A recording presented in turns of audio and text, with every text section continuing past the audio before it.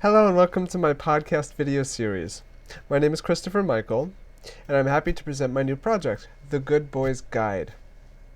This project is based on a series of articles that I am writing about the book, The Boy's Own Guide to Good Principles, Habits, and Manners, written by William Simonds and published in 1853. I have a copy here. Think it's an original copy, but the age definitely shows. Now, the reason why I wanted to do something like this, I wanted to read this book on my own, and I have been plodding through some other old books that we have, but for this one, I thought it would be a good idea to share with other people, and mainly that's because I think there is a lack of people with good habits, principles, and manners nowadays, and I think our society and culture does clearly reflect this lack. So I figured that by diving into the past, as I am by reading this book, that I can pull something out that will be useful to not only me, but to other people. Because there is also a big need, I think, for and a want that people have to put themselves on a better path and to develop themselves in more in line with how people used to develop themselves in a more traditional manner, free from the kind of arbitrary culture that we have created for ourselves now. So, like I said, I think we live in a time where our culture and society reflects this lack. So it's my hope that we can find something useful in this book. For what better guidance is there than from those who have come before us, right? So a little bit about this project. The full articles will be published on my Substack. They are available for paying subscribers. So if you want to see the full thing, which will have information that won't be in the podcasts or the little bits that I am going to put out for free, you'll want to subscribe to see the whole thing. So this video and this podcast series will be available on YouTube without a paywall.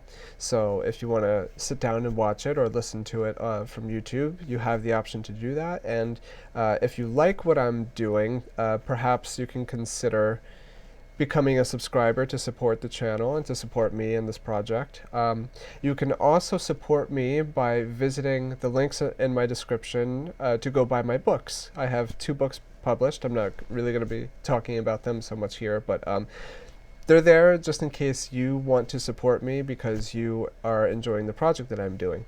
So, without further ado, I have here the introduction that I wrote and the interpretation of the book's introduction and the first chapter on receiving advice. So, I'm going to be reading directly from this article, so you'll see me going back and forth here a little bit.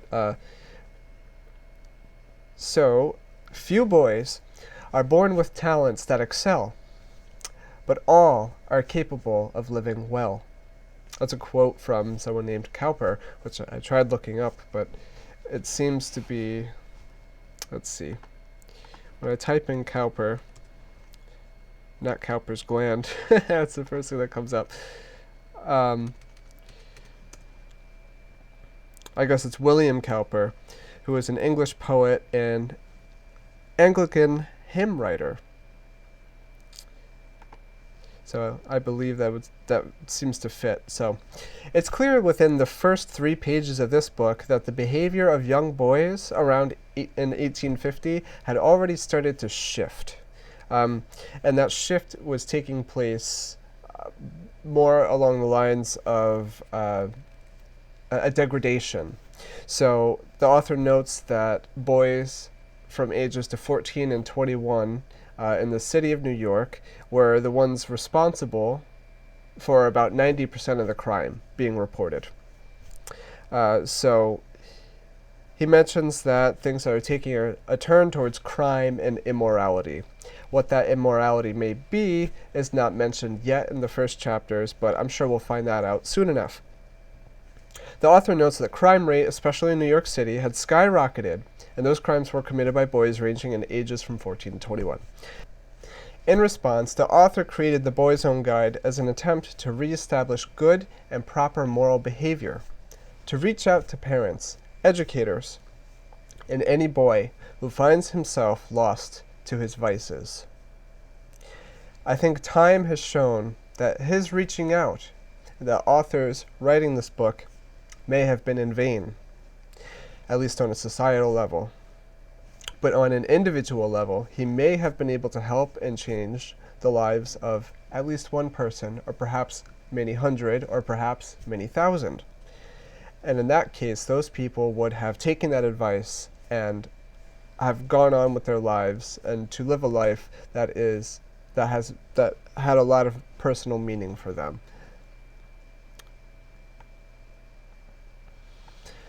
My attempt to uncover this old relic of a book and extract its contents may just as well be in vain on the broader scale. But if I can convince at least one person to live a more upstanding life, then I will have done my part. The timing of my project seems to coincide with the major societal shifts that are happening in our time and going into the year of 2023. A quote from the second page reads, "Are you not struck with the new character which childhood and youth are putting on among us? It seems that time is repeating itself, as it often does. But in our day and age, the character of the modern youth in question is far more seriously disturbed. The consequences for the disruption of childhood by means of ideological corruption, the destruction of the family unit, and our technological advances are starting to bear toxic fruit. It may be that the future generations will bear no fruit at all, and much like the fig tree in the Bible, those that don't bear fruit will perish or even be destroyed." It would be impossible not to have religious implications throughout this book, considering the time period in which it was written alone. Towards the very end of the book, the author has chapters on the importance, necessity, and nature of religion, which will hopefully provide some context into which to base those implications. It must also be said that religion has always served as a foundation for the development of good principles, good habits, and good manners. That does not mean that religion is absolutely necessary to develop those traits, but it certainly helps because of the fact that religion has a long-standing foundation that has been used by millions of people, perhaps billions of people, over thousands of years. I consider my personal values to equate to these religious values and to the religious values of Christianity, but I am also a scientist, a psychologist to be more exact, an eclectic practitioner. I want to substantiate arbitrary rules with qualitative value, psychological value, meaning derived more than just because the Bible says so, for example. I want to know what people have thought and done throughout history, before and after Christianity. It needs to be known that the foundation of religion has shaped the development of human beings for thousands of years, and therefore has a direct effect on our psychology and our development, which in turn is what governs and constitutes good habits, good principles, good manners.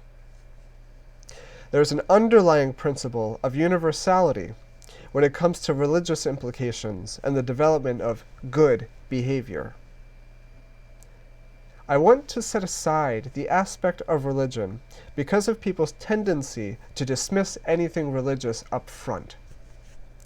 A trend that actually began right around the time period when this book was published, 1850, when Nietzsche famously said, "God is dead." This is to show that I am not applying a religious bias or using the Bible as the only framework for proper development, but that there may be numerous references to the Bible throughout this book. With all of that said, I'd like to address the quote that I had mentioned at the very beginning. Few boys are born with talents that excel, but all are capable of living well. It is humbling to know that not everyone is meant to excel, nor do they have the talents to. But that doesn't mean that one can't live a good life. All that is needed is to have a solid foundation, certain boundaries, rules, and a moral code that serves to guide us towards the betterment of ourselves. It is very important that young boys learn this early on because it will be their actions that shape the world for generations to come. It is just as important for girls and young women too, but the lack of the kind of guidance provided within this book seems to have a stronger and more prominent effect on young boys. What that effect is, I can't really say. I don't know if it's quantifiable. It seems to be a particular zeitgeist in which the failure of young boys to mature is creating an overarching sense of nihilism, which threatens to tear away at the very fabric of society. The girls and women within our society seem to be reacting to the lack of mature men in their own way. It is very possible that if the behavior of young boys and men changes, that girls and women will change in reaction to them. Again, I'm not sure of the science behind that, or if there's anything specific. I'm sure there is, but it's the impression that I pick up on. The overall goal is to try and live a life that is good, where we can be well loved and respected by those closest to us, and to learn how to cultivate that life. In the next chapter, we will begin to go through the book and discover what secrets from ages not so long ago in the past can tell us about how to live a life with good principles, habits, and manners. So that was the end of the introduction here, but I wanted to include the first chapter within this introduction. So we're going to go right into it. So the chapter is on receiving advice. And to give it a basic prologue, advice is like therapy. It only works if people want it. And a big problem now in our day is that people are very willing to just dismiss anything outright. That's probably always been the case, but especially now, because of our technology and because of all the information that is out there, people like to think that they know best and typically tend to shut their ears off to other people.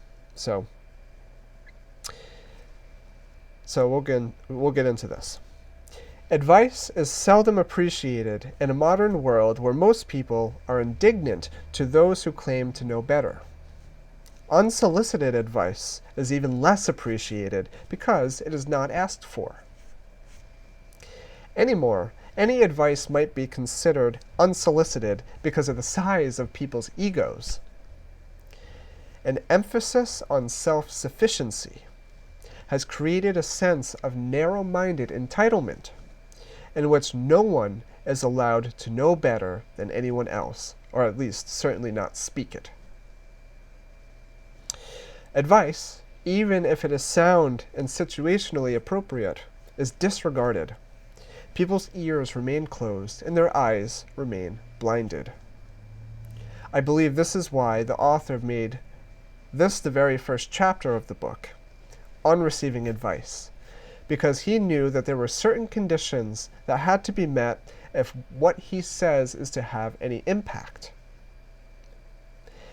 In our youth, we have very little experience of the world. We do not know that our decisions all have consequences, nor do we know how far-reaching those consequences can be. There are many paths that lead to sin and vice, as the author puts it.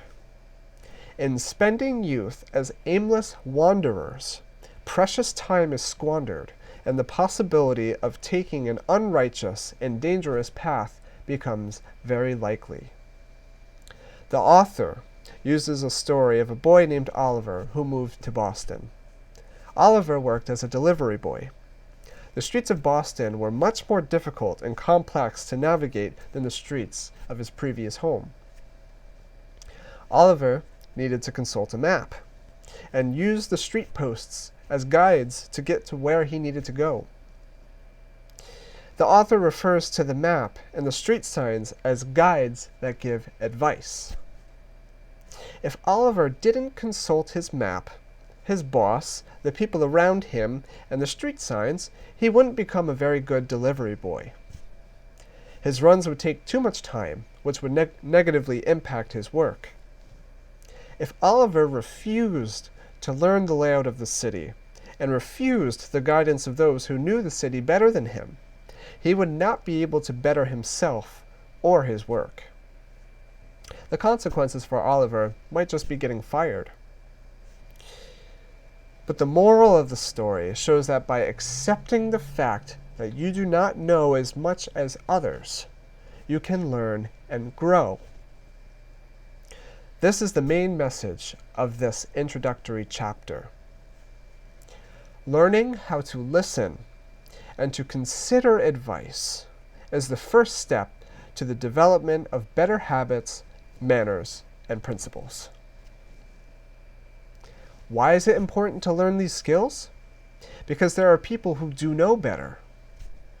The habit of automatically dismissing people only serves a mind that favors shrinkage. That being said, taking advice without giving it proper consideration is not much better, because that can lead to a disingenuous life where one lives exclusively for others. This is where listening comes into play. Listening is not just hearing the words that other people speak, but an act of trying to relate what is being said. It involves empathy. True listening allows one to put one's ego and bias aside, at least for a moment, to consider the perspective of the other person.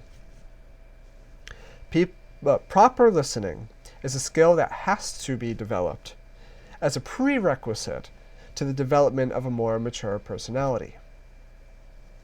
Why is it important to develop a more mature personality? A person that goes through all of the different cycles in life is enriched with meaningful experience. Not only that, but a mature personality is able to resist the temptations that lead towards destructive behavior and precocious death.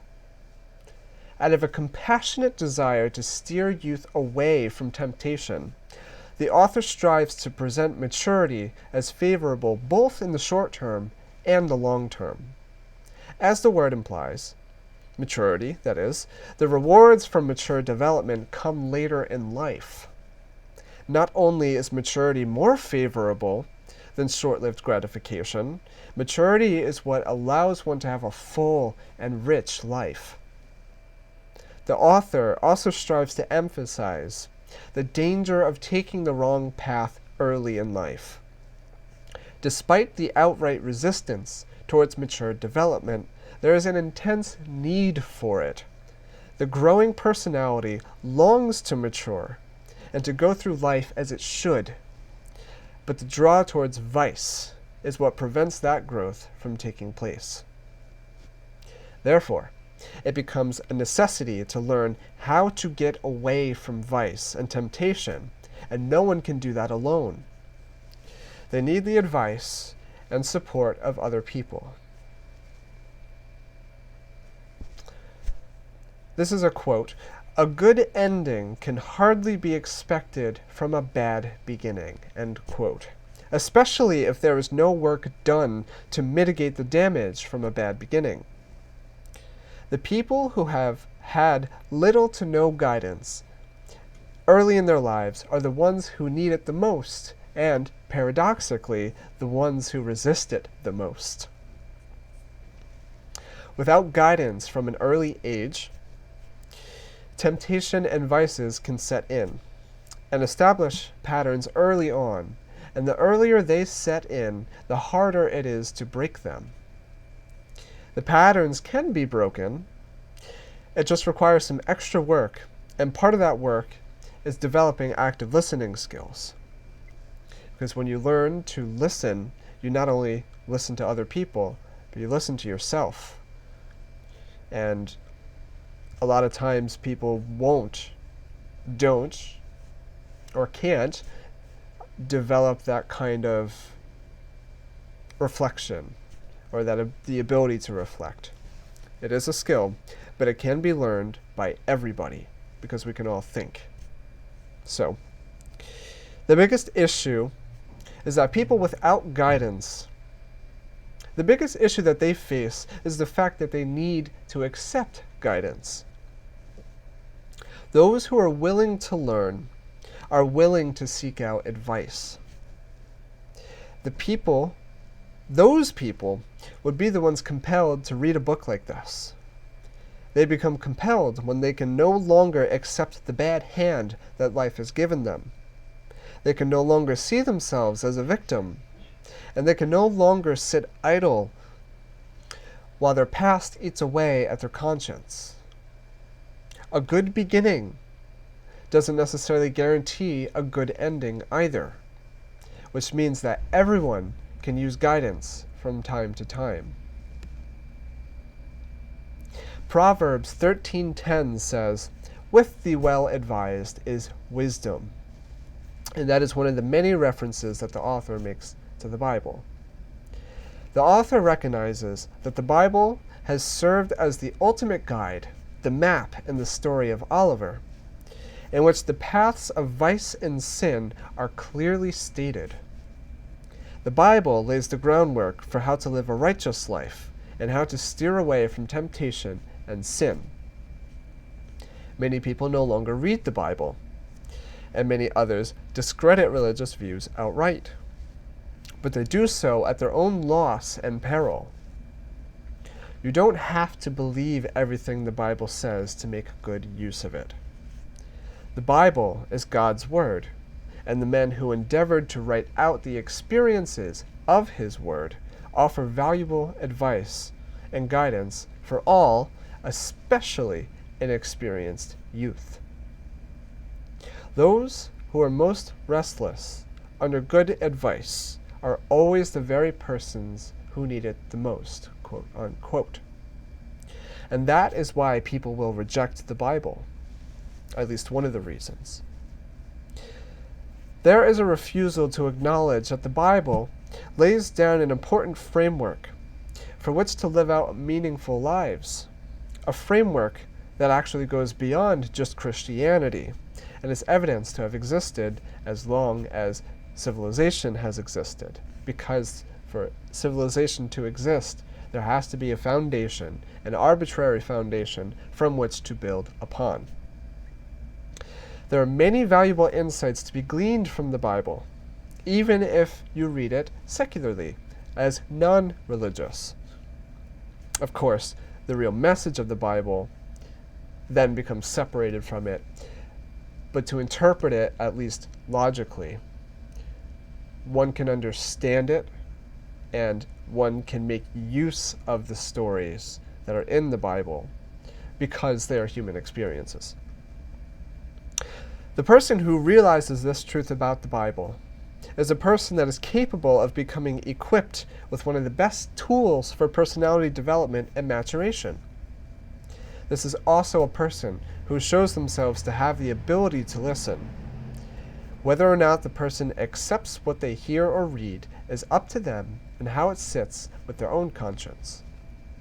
It may be the case that this person finds maturity and values outside of religion, and therefore finds religion to be the wrong tool for them. That is entirely okay. What is important is that this person was willing to give consideration for another way of establishing values. The key trait that this person demonstrates is the willingness to seek out guidance and to respectfully listen to something that they might not agree with. It is in this form that a person can best receive advice, and it is in this form that the author tries to connect with his audience in a meaningful manner. Unfortunately, using the Bible as the only example is not enough to sway people today. And that is why I am trying to present the Bible in a way that is hopefully just logical or makes logical sense. If you're looking for guidance and you don't know where to look or where to start, looking at a system that has been around for thousands of years is a good place to start. You don't have to start out believing in God. Like I said, the message, the real content from the Bible is removed without faith and belief as well. So faith and belief have to kind of be incorporated at least in some way, or at least put to the side and recognized, and maybe you can pretend to believe, go along with it. Because if you go along with it, you'll find that you can connect with it. Or maybe not, because that's the point I'm trying to make. Maybe not. And that's okay too, as long as you have a foundation, as long as you are able to find values and mature yourself. So, you don't have to start out believing in God, nor do you have to accept the stories as a reality, because a literal interpretation of the Bible is hardly a useful one.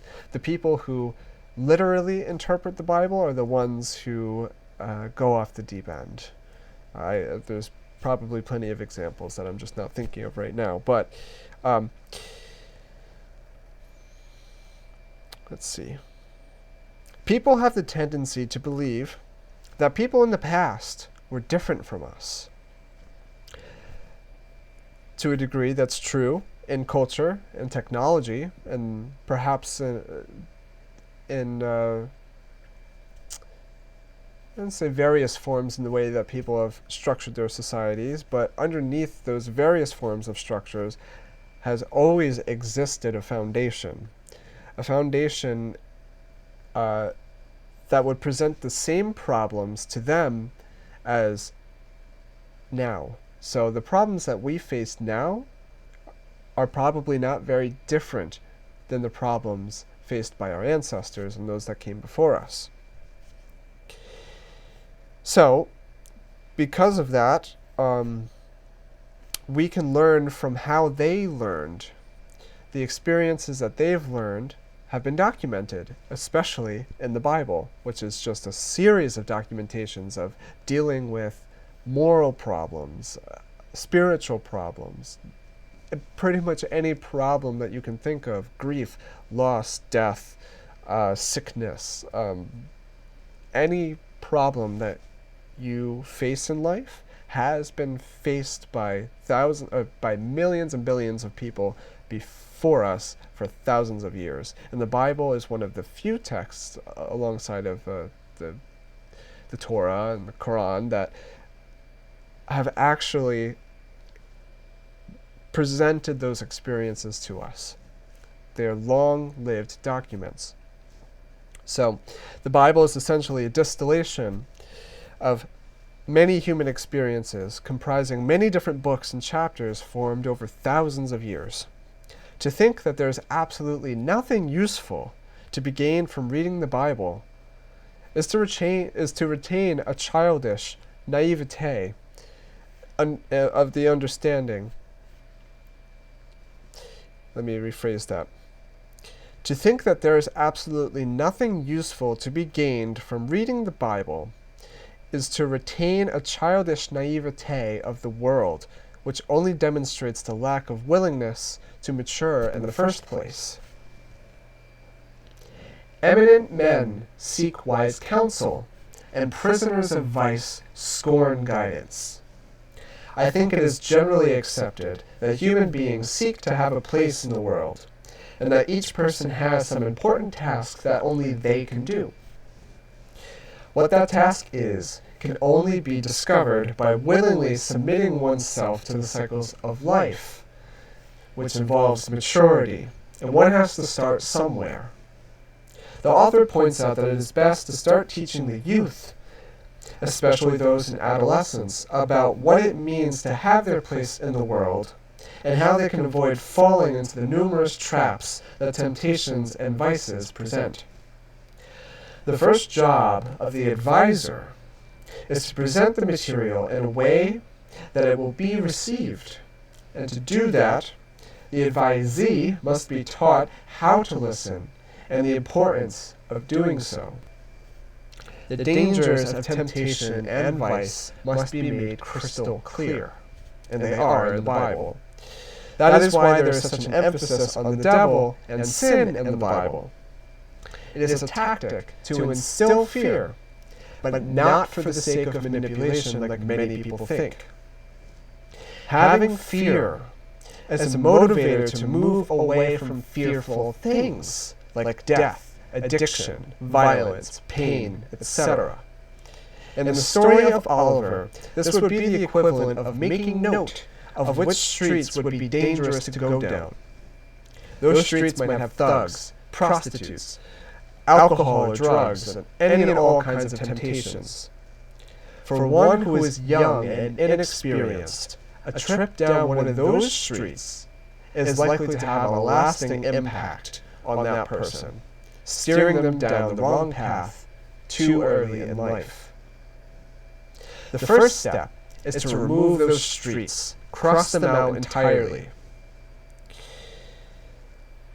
You remove them until you've developed yourself enough, and you've developed enough virtue within yourself to be able to resist vice and temptation. Like Jesus walking in the desert, being tempted by the devil over and over again. The next step then is to figure out what streets are worth going down and which ones will increase the efficiency of basically of the life path. If you want to figure out where to go, you want to figure out what streets you can take to get there the quickest. On the other hand, there's also efficiency is not the only trait that should be emphasized, but I didn't think of that when I was writing it. But there are streets that you can take to maximize efficiency, and that is also part of the maturation process, especially for something that is routine. In life, with your routine patterns, you want to maximize your efficiency, so you can get those done through and out of the way with as little distraction and as little temptation as possible. So that's why efficiency is important in that regard. The inexperienced person heeds the guidance of others, and eventually becomes knowledgeable and perhaps even eminent. It is only because of the willingness to seek and accept counsel that a person becomes wise and upright. That wisdom acts as a protection from temptation and serves as a foundation worth building one's life upon, structurally sound enough to withstand many devastating storms, of which life will certainly bring. No one wants to give up their vices. No one wants to be reminded of the mistakes that they have made in their lives. Very few will decide to take responsibility for the mistakes and make something out of their lives. Did I say that right? Very few will decide to take responsibility for their mistakes and make something out of their lives. For growing boys, this is unacceptable. If we want to see our society grow and become healthy again, then it is time that we start listening to those who came before us. It's time to put our egos aside and listen to wise counsel so that we too may become wise. That is how we shall learn to receive advice and benefit from it. It is more than just for personal benefit. as more people wake up to the wisdom from the past, the more we will see our society prosper and grow. Wisdom will be the sword that dispels the childish fantasies that plague our growing youth. Wisdom will be the bane of falsehood. It all starts now as we choose to open ourselves up to advice and accept the fact that we truly know nothing. Reviving curiosity and moderating vices is what will save our youth. And it starts with knowing how to receive advice. So, that's the end of what I've written for this chapter. Now, I can think of probably some other topics to talk about, but I'm not so great at going off the cuff completely, so I'll save it for another time, I think. But I just want to mention that the perspective that I'm coming from is one of righteousness. So it will appear and seem that I am sitting on some moral high ground, especially with my reference to the Bible and the emphasis on the importance of the Bible. And I don't want that to come off the wrong way. Now, I know I can't account for everybody's interpretation, but I want to make that clear, is that I'm using the Bible as the reference that I am because the author is using it as the reference that he is. And so that's why I put a lot of emphasis on it in these introductory chapters. And going forward, I'm sure there's going to be more references, and I just want to make it clear that I'm not coming from a place of moral righteousness, that I'm truly just concerned for the behavior that I have exhibited in my own life and have learned from, and that very same behavior I see being enacted by other people, and knowing that there can be something done about it as far as learning how to grow from it. So that's my place, that's my perspective, and that's where I'm coming from. So I think that pretty much wraps it up here. I will be releasing one of these a week, and short clips also on the channel, like 1 or 2 minute clips that I can post as shorts. So you can just get a little bit of taste, and hopefully you're on board with this, and hopefully you're excited to learn more about what the author presents as good habits, principles, and manners. And I know I'm excited to actually keep reading it. I've been stopping myself from reading it because I don't want to read it without also taking notes and preparing it for the project as well. So if you enjoyed what you've experienced here, please leave a like. Feel free to comment if you're watching this on YouTube. Subscribe if you're on YouTube, and definitely please consider becoming a subscriber on Substack to support the project. I will be putting this out whether or not I get financial support, but if you want the quality to be really, really, really good, and you want to motivate me, I'm going to do the best that I can anyway. But becoming a subscriber and purchasing my book will absolutely mean the world to me, and it'll help this project really, I think, reach the heights that I'm setting for it. So until next time, I'll see you in the next video or in the next podcast if you're just listening. And the next chapter is